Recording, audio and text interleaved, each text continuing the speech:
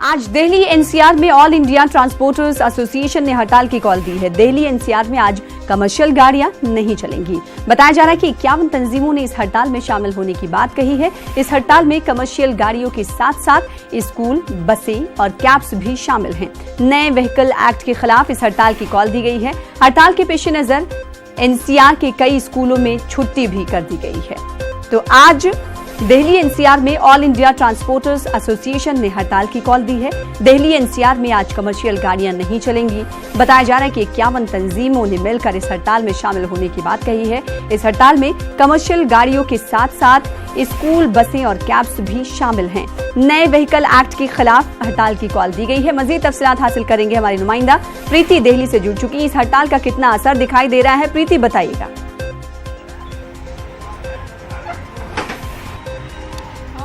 मैं motor vehicle act के खिलाफ जो आज हड़ताल हुई है उसकी बात करूं तो यहाँ पे असर की बात करूं तो मिला जुला असर देखने को मिल रहा है। कमर्शियल व्हीकल जितने भी हैं वो सभी हड़ताल पर हैं और अगर ओला उबर की बात करूं तो वो भी हड़ताल पर है, बहुत कम उस पर चल रही है। लेकिन लोगों को काफ़ी दिक्कतों का यहाँ पे सामना करना पड़ रहा है। ऑटो कैब ड्राइवर जो हैं, ऑटो वाले हैं, वो भी हड़ताल पर हैं। लेकिन अगर मैं पूरी तरीके से हड़ताल की बात करूँ तो पूरी तरीके से हड़ताल नहीं है, मिला जुला असर देखने को मिल रहा है। और कल ही जो डीएम थे उन्होंने आदेश दिए थे कि जो स्कूल में कहा जा रहा है कि स्कूल में बच्चों के स्कूल में छुट्टी हो गई है, तो उसको लेकर उन्होंने एक प्रेस रिलीज जारी की थी और उन्होंने कहा था कि ऐसा कोई भी ऑर्डर हमारी तरफ से पास नहीं किया गया है।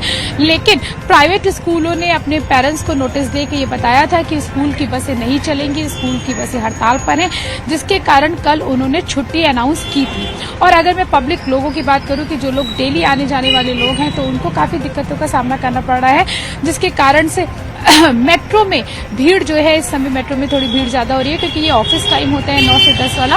तो मेट्रो की जो भीड़ है वो पूरी तरीके से वो ज्यादा बढ़ चुकी है क्योंकि ऑटो सड़कों पे इक्का दुक्का जरूर नजर आ रहे हैं, लेकिन अगर जिस तरीके से कंटिन्यूटी में ऑटो चलते थे वो ऑटो इस समय नजर नहीं आ रहे हैं। पब्लिक ट्रांसपोर्ट पूरी तरीके से ठप तो नहीं है, लेकिन अगर मैं बात करूं तो 60% जो ऑटो है वो सड़कों से गायब आपको नजर आ जाएंगे। ओला उबर अगर आप बुक करने की बात सोच रहे हैं कि ओला उबर बुक करके चले जाएंगे तो वो भी आपको बड़ी मुश्किल से मिल रहे हैं। ओला उबर भी बुक नहीं हो रहा है, घंटों इंतजार करने के बाद आपको कोई सवारी सड़क पे मिल रही है, जिसकी वजह से लोगों को काफी दिक्कतों का सामना करना पड़ रहा है। इन सभी लोगों की मांग ये है कि जिस तरीके से नया मोटर व्हीकल एक्ट जो आया जिसमें हजारों के जुर्माने जो लगाए जा रहे हैं वो पूरी तरीके से गलत है, इनका कहना है।